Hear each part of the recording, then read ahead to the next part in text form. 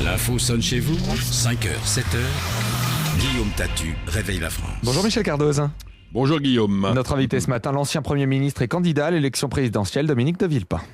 Bonjour Monsieur de Villepin. Bonjour. Et merci d'être avec nous ce matin. Comment expliquer que la communauté internationale et peut-être la France elle-même soit paralysée devant le régime syrien alors qu'elle ne le fut point contre celui de Kadhafi? La paralysie, heureusement, est en général la règle. Et ce qu'on voit aujourd'hui, c'est ce qu'on voit d'habitude. Une incapacité à agir. Dans le cas de la Libye, il y a eu la capacité d'initiative du Conseil de sécurité des Nations Unies. Dans le cas de l'Union européenne, on voit des États qui se regardent en chien de faïence et des diplomaties qui sont incapables d'innover et d'innover. C'est l'échec de l'Union européenne telle qu'elle a été conçue, avec des personnalités falottes à sa tête. On le voit pour la présidence de la Commission, on le voit pour ce qui concerne la diplomatie, avec Catherine Ashton, comme pour le Conseil européen, avec M. Van Rompuy. On a une incapacité à penser des situations nouvelles. La Hongrie se met entre parenthèses, elle se met au banc des nations, et l'Union européenne n'est pas capable de lui adresser un message fort. Alors on le fait de façon un peu hypocrite, en adressant un message par le biais de la monnaie, par le biais de la Banque Centrale Européenne, de façon à essayer d'encadrer un tout petit peu la dérive hongroise, mais malheureusement le mal est fait, le mal est en train de se développer pour l'ensemble du peuple hongrois, et de ce point de vue-là, je regrette que la France n'aille pas plus loin dans sa condamnation, dans sa capacité à entraîner l'Union européenne. L'Allemagne, d'une manière générale, a une tradition d'ouverture vers ces pays, donc elle est un peu elle-même gênée aux entournures. Ce serait à la France de prendre la tête beaucoup plus forte. Monsieur de Villepin, je vous pose la question à propos de la Syrie et vous me répondez sur la Hongrie. La France a des responsabilités peut-être historiques particulières avec la Syrie. Or, nous agissons de manière seulement verbale en ce moment. Oui, parce que sur la Syrie, nous ne tirons pas l'ensemble des fils que nous pourrions tirer. Il y a bien sûr une capacité française, compte tenu de son implication ancienne dans cette région. Il y a aussi la possibilité de jouer à travers un certain nombre de relais d'États bien placés. C'est le cas de la Turquie, par exemple, qui a proposé des couloirs humanitaires. Nous devrions, pour aller plus loin, impliquer les États les plus proches dans la relation avec la Syrie. Et c'est notamment le cas de l'Iran, et c'est notamment le cas également de la Russie. Alors c'est difficile pour ce qui est de l'Iran, compte tenu des tensions qui existent sur la question nucléaire, mais ce serait notre intérêt que de chercher à tout prix à renouer le dialogue avec ce pays qui a une influence déterminante sur la Syrie. Donc vous le voyez bien, c'est un ensemble d'éléments qui nous permettraient d'aller plus loin dans la relation avec la Syrie pour véritablement marquer le territoire et imposer à la Syrie un changement de cap. Monsieur de Villepin, je vais changer d'étage. Enquête trafiquée, manipulation judiciaire, fonctionnaires sanctionnés à tort avant la présidentielle de 2007. Est-ce que ça vous étonne, ces nouvelles de basse police ?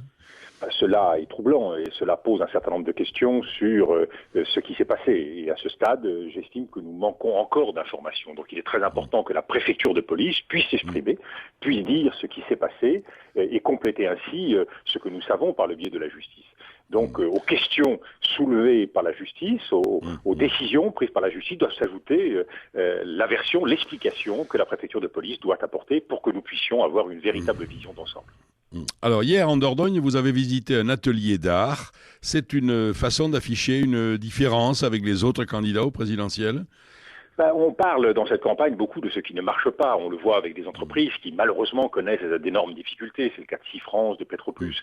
Mais il y a aussi tout ce qui marche en France. Et moi je souhaiterais dans cette campagne mettre l'accent sur ce qui va bien, sur des initiatives qui peuvent être reproduites, sur des exemples qui peuvent être donnés à nos compatriotes d'initiatives gagnantes. C'est le cas de cette entreprise de restauration qui non seulement arrive à, dans ce secteur de la restauration, de notre patrimoine, à marquer des points en France, mais qui le fait en Europe et dans le monde. Cette excellence française sur les métiers d'art, elle mérite que nous allions plus loin. Et c'est pour ça que j'ai proposé une grande école professionnelle dans ce secteur. Je souhaite que l'on puisse développer nos capacités et véritablement prendre le pouvoir sur des secteurs où nous sommes particulièrement marquants. Monsieur de Villepin, la progression de Marine Le Pen, comment l'interprétez-vous ? Aujourd'hui, Marine Le Pen bénéficie des peurs et des frustrations qui existent dans notre pays. Elle capitalise sur l'échec d'un quinquennat qui, malheureusement, n'a pas été capable de tenir ses promesses. Est-ce que, au moment du vote, le Front National sera aussi performant qu'aujourd'hui? Pour être franc, je n'en suis pas sûr.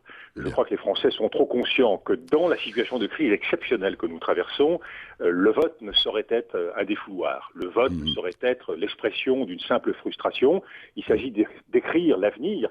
Or, chacun sait bien que le Front National n'est pas capable, comme parti de gouvernement, n'est pas capable, avec à sa tête Marine Le Pen, de faire face aux difficultés d'aujourd'hui. Alors, votre proposition phare comme candidat au présidentiel, c'est un revenu citoyen de base. Quelle est la différence avec le RSA ou le RMI ou d'autres prestations actuelles ? La proposition phare que je fais, c'est d'aller beaucoup plus loin dans la proposition faite aux Français d'une refondation politique, d'une refondation économique et d'une refondation sociale. Nous avons vu que ce qui a été entrepris au cours des dernières années ne marche pas. Il faut de nouveaux outils politiques. Et quand je propose un gouvernement avec 10 ministres, quand je propose 8 à 10 régions, je propose que la France se donne les moyens de gagner en Europe et dans la mondialisation. Nous n'en avons pas aujourd'hui les outils. Alors sur le revenu citoyen, je pars du constat qu'il y a de plus en plus de Français qui sont en dehors du marché de l'emploi. 8 millions de pauvres, 4 millions de chômeurs. Nous devons proposer à ces Français une activité à défaut de pouvoir proposer un emploi. Et à travers le service citoyen et le revenu citoyen, eh bien, ils auront la possibilité de se lever le matin, d'être véritablement citoyens à part entière, à travers un engagement associatif, à travers des services d'intérêt général. Donc il y aura non plus cette assistance au quotidien qui est donnée trop souvent, mais au contraire un véritable engagement. Alors j'avais prévu de mettre à 850 € ce revenu citoyen. Aujourd'hui, nous n'avons pas les moyens d'aller jusque-là. Donc c'est Il tourne plutôt autour de 500. Et c'est plutôt autour de 500 € que je propose de le faire. Merci, Monsieur de Villepin. Je rappelle que vous êtes ancien Premier ministre et que vous êtes candidat aux élections présidentielles. Guillaume Tatu, je vous rends l'antenne. Merci beaucoup, Dominique de Villepin, d'avoir été avec nous ce matin. Et merci à vous, Michel Cardoz. On vous retrouve évidemment et avec grand plaisir. On a hâte tout à l'heure à 16h avec Muriel Grémillet pour Liberté de parole.